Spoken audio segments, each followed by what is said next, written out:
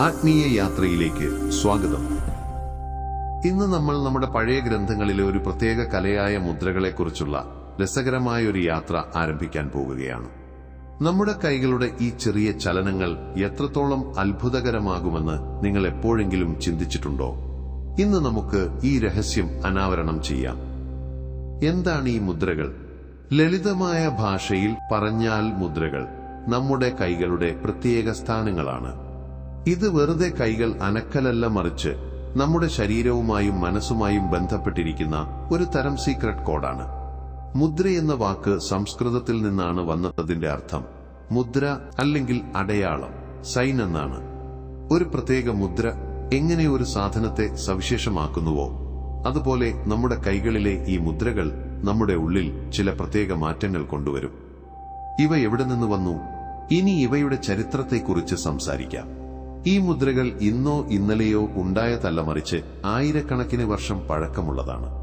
നൃത്തത്തെയും നാടകത്തെയും കുറിച്ചുള്ള പഴയ പുസ്തകമായ നാട്യശാസ്ത്രം യോഗയെക്കുറിച്ച് പുരാതന ഗ്രന്ഥങ്ങളിൽ ഇവയെക്കുറിച്ച് പരാമർശമുണ്ട്. നമ്മുടെ ഋഷിമുനിമാർ ആഴത്തിലുള്ള കാര്യങ്ങൾ മനസ്സിലാക്കുകയും അവ ആളുകളിലേക്ക് എത്തിക്കാൻ വ്യത്യസ്ത രീതികൾ സ്വീകരിക്കുകയും ചെയ്തിരുന്ന കാലം മുതൽ ഇവ നിലവിലുണ്ട്. വാസ്തവത്തിൽ നമ്മൾ ഒരു മുദ്ര ഉണ്ടാക്കുമ്പോൾ അതിന്റെ പ്രഭാവം നമ്മുടെ വിരലുകളിലോ കൈപ്പത്തിയിലോ മാത്രം ഒതുങ്ങി നിൽക്കുന്നില്ല, അത് മുഴുവൻ ശരീരത്തെയും ബാധിക്കുന്നു. നമ്മുടെ കൈകളിൽ എണ്ണമറ്റ ഞരമ്പുകളും ഊർജ കേന്ദ്രങ്ങളും, അതായത് മർമ്മബിന്ദുക്കളും ഉണ്ടെന്ന് ചിന്തിക്കുക. വിരലുകൾ ഒരു പ്രത്യേക രീതിയിൽ മടക്കുമ്പോഴോ ചേർക്കുമ്പോഴോ നമ്മൾ ഈ പോയിന്റുകളെ സജീവമാക്കുന്നു. ഈ ആക്ടിവേഷൻ നമ്മുടെ ശരീരത്തിലെ ഊർജ പ്രവാഹത്തെ മാറ്റുന്നു. ചില മുദ്രകൾ ഊർജത്തെ മുകളിലേക്കും ചിലത് താഴേക്കും കൊണ്ടുപോകുന്നു, ചിലത് അതിനെ സന്തുലിതമാക്കുന്നു.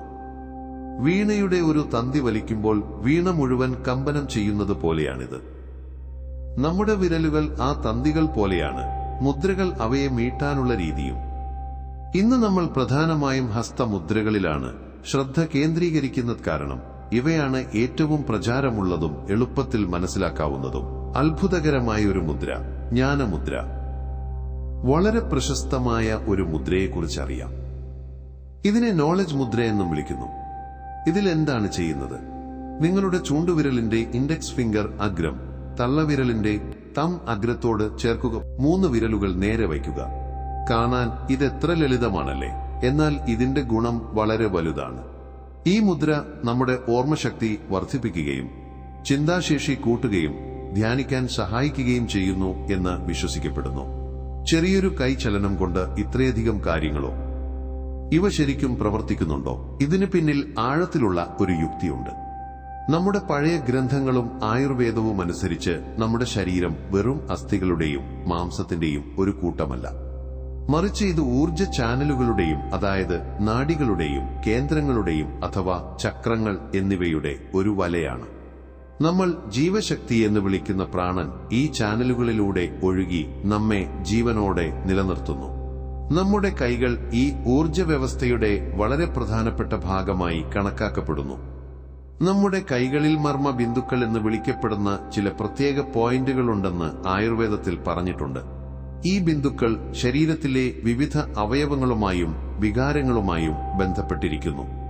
നമ്മൾ ഒരു പ്രത്യേക മുദ്ര ഉണ്ടാക്കുമ്പോൾ ഈ മർമ്മ ബിന്ദുക്കളിൽ അമർത്തുകയോ അവയുമായി ബന്ധപ്പെടുകയോ ചെയ്യുന്നു. അത് ശരീരത്തിലെ പ്രാണന്റെ ഒഴുക്ക് മാറ്റുന്നു. രസകരമായ കാര്യം, നമ്മുടെ ഓരോ വിരലും ഓരോ പ്രത്യേക മൂലകങ്ങളുമായി ബന്ധപ്പെട്ടിരിക്കുന്നു എന്നാണ്. തള്ളവിരൽ അഗ്നി, ചൂണ്ടുവിരൽ വായു, നടുവിരൽ ആകാശം, മോതിരവിരൽ ഭൂമി, ചെറുവിരൽ ജലം. വ്യത്യസ്ത വിരലുകൾ ചേർക്കുമ്പോൾ നമ്മൾ ഈ മൂലകങ്ങളെ സന്തുലിതമാക്കുകയും ശരീരത്തിൽ ഒരുതരം താളം കൊണ്ടുവരികയുമാണ് ചെയ്യുന്നത്. ജ്ഞാനമുദ്രയുടെ കാര്യമെടുത്താൽ അതിൽ നമ്മൾ വായുവിനെ ചൂണ്ടുവിരൽ അഗ്നിയുമായി തള്ളവിരൽ ചേർക്കുന്നു. ഈ 2 മൂലകങ്ങളുടെ സംഗമം മാനസിക വ്യക്തതയും ഏകാഗ്രതയും വർദ്ധിപ്പിക്കുന്നു എന്ന് കരുതപ്പെടുന്നു. അതുപോലെ മറ്റൊരു മുദ്രയാണ് വരുണമുദ്ര. ഇതിൽ ജലത്തിന്റെ പ്രതീകമായ ചെറുവിരൽ തള്ളവിരലുമായി ചേർക്കുന്നു. ഇത് ശരീരത്തിലെ ജലാംശം നിലനിർത്താനും വരൾച്ച പോലുള്ള പ്രശ്നങ്ങൾ ഒഴിവാക്കാനും സഹായിക്കുമെന്ന് പറയപ്പെടുന്നു.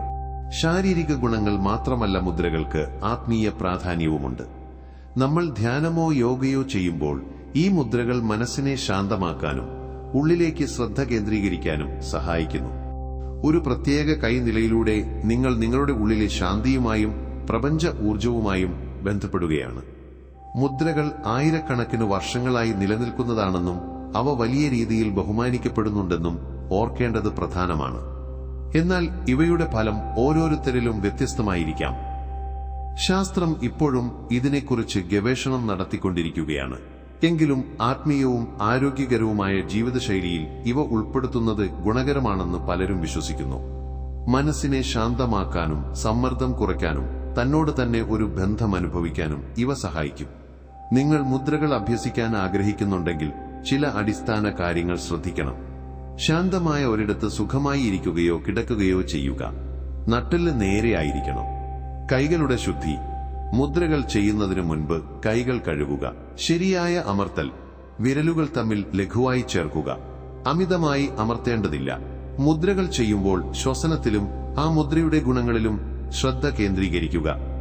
നല്ല ഫലങ്ങൾക്കായി മുദ്രകൾ പതിവായി അഭ്യസിക്കുക. കുറച്ച് മിനിറ്റുകൾ മുതൽ അരമണിക്കൂർ വരെ ഇത് ചെയ്യാം.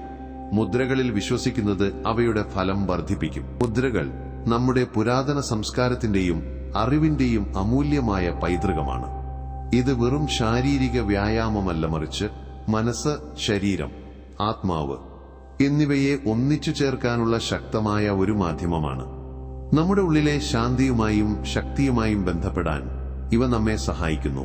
ഇന്നത്തെ ഓട്ടപ്പാച്ചിൽ നിറഞ്ഞ ജീവിതത്തിൽ സമ്മർദ്ദങ്ങൾക്കിടയിൽ മുദ്രകൾ നമുക്ക് ആശ്വാസവും സന്തുലിതാവസ്ഥയും നൽകുന്നു. നമ്മുടെ വിരലുകളിൽ തന്നെ നമ്മെ ആരോഗ്യവാന്മാരും സന്തോഷവാന്മാരുമാക്കാൻ കഴിയുന്ന ഒരു ശക്തി ഒളിഞ്ഞിരിപ്പുണ്ടെന്ന് ഇവ നമ്മെ ഓർമ്മിപ്പിക്കുന്നു. ഇനി മുതൽ നിങ്ങൾ ഇവയെ വെറും കൈചലനങ്ങളായല്ല, മറിച്ച് ഒരു പുരാതന ശാസ്ത്രമായും ശക്തമായ ഒരു പരിശീലനമായും കാണുമെന്ന് കരുതുന്നു. അല്ലെങ്കിൽ ഏതെങ്കിലും പ്രത്യേക മുദ്രയെക്കുറിച്ച് അറിയണമെന്നുണ്ടെങ്കിൽ കമന്റിൽ അറിയിക്കുക.